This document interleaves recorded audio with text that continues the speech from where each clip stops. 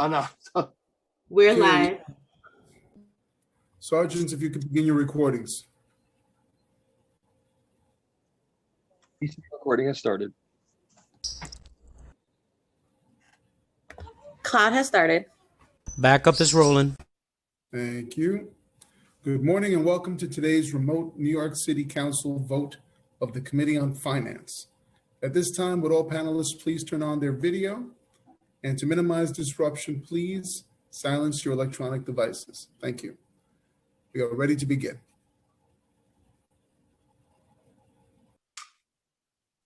Okay, thank you very much. Good morning and welcome to today's meeting of the Committee on Finance. I am Councilmember Daniel Drum and I'm chair of the committee. I need the names of the members who are attending. If somebody could send that to me and I'll read it right after. Today, the committee will be voting on 8 items. Proposed intro number 2046A, a pre-considered introduction extending the council's time to respond to the preliminary budget.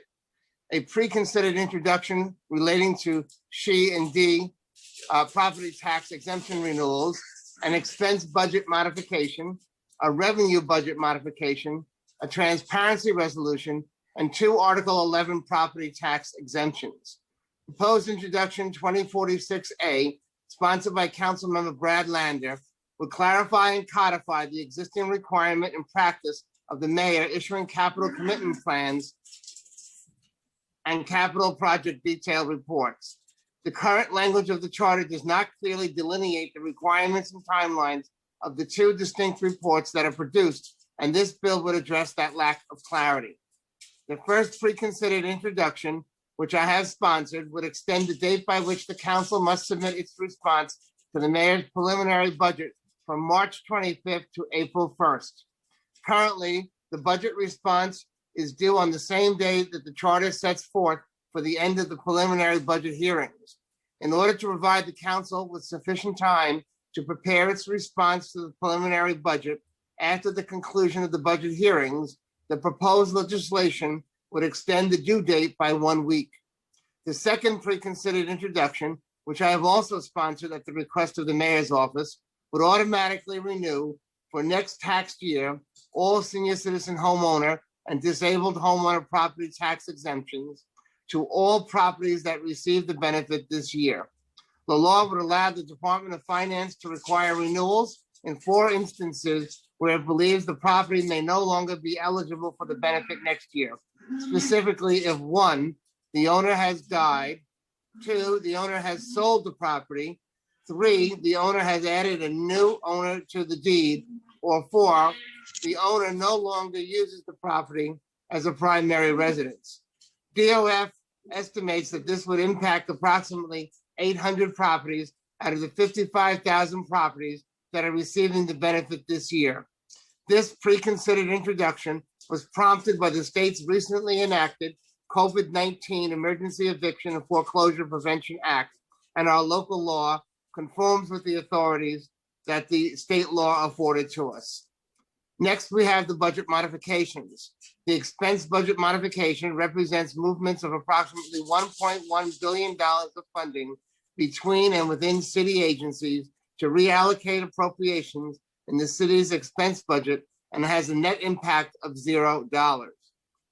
The revenue budget modification recognizes $1.9 billion in new revenues in fiscal 2021, which combined with additional resources of $421 million of prior year payables and an adjustment to the general reserve will be used to prepay $2.7 billion of fiscal 2022 expenses. Next, we have the transparency resolution. The transparency resolution sets forth the new designation and changes in the designation of certain organizations receiving local aging, anti-poverty, and youth discretionary funding, and funding pursuant to certain initiatives in the budget.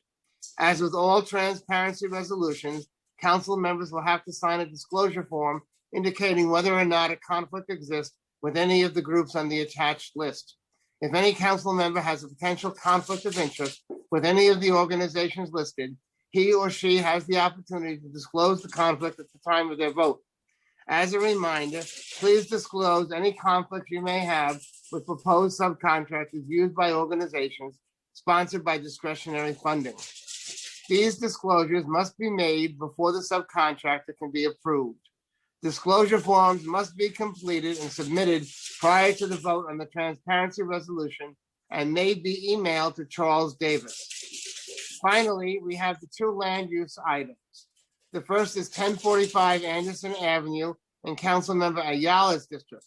This action will revise the November 2019 resolution passed by the council authorizing a full 40-year property tax exemption to give it retroactive effect to April 2019 in support of the preservation of 22 units of affordable home ownership.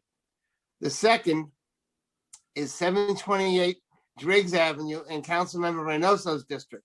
The action would provide a full 40-year Article 11 property tax exemption to support the preservation of 30 units of affordable home ownership. Each council member is supportive of the exemptions in their district. Are there any questions on any of the items on the agenda? Okay, and let me just, before we go to the vote, say that we have been joined by council members Koslowitz, Van Bremer, Gibson, Cornegy, Cumbo, Rosenthal, Grodenchik, Anthony Samuel, Ayala, Moya, Powers, Lewis, Diaz, and Matteo. I believe that's Dharma Diaz. Are there any questions? Okay, seeing none, I am going to ask Billy Martin, the committee clerk, to call the finance committee roll. Good morning, everyone. All items are coupled. Chair Drum. Aye. Koslowitz. Aye. Van Bramer.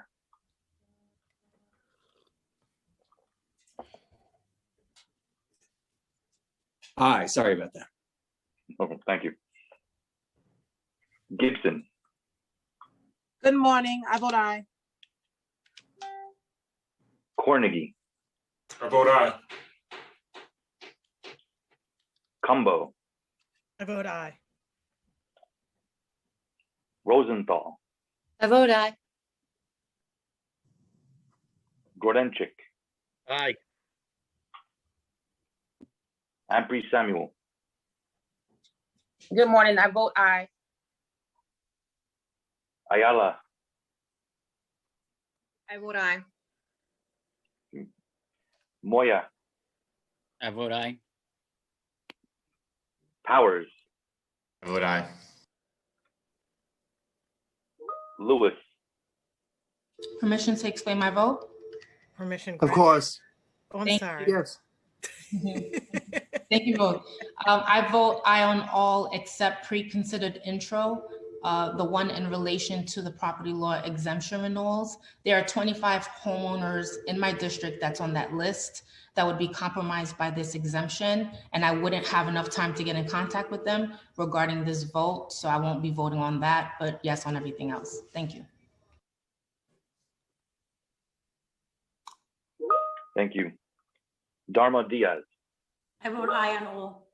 Thank you. Matteo. I'm voting no on 2231, no on M288, and aye on the rest.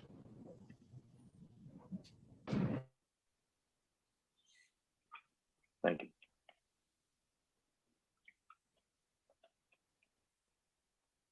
One moment. My apologies.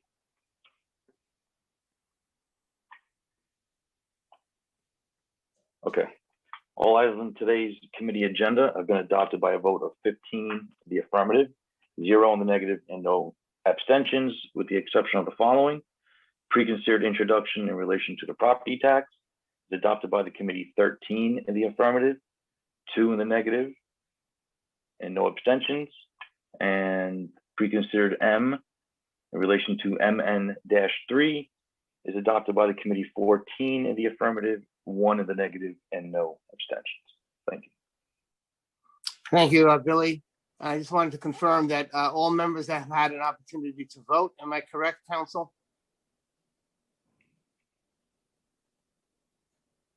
Yes, Chair. Okay, thank you very much. So we will then adjourn this meeting at 11:18 a.m. in the morning. Thank you very much, everybody.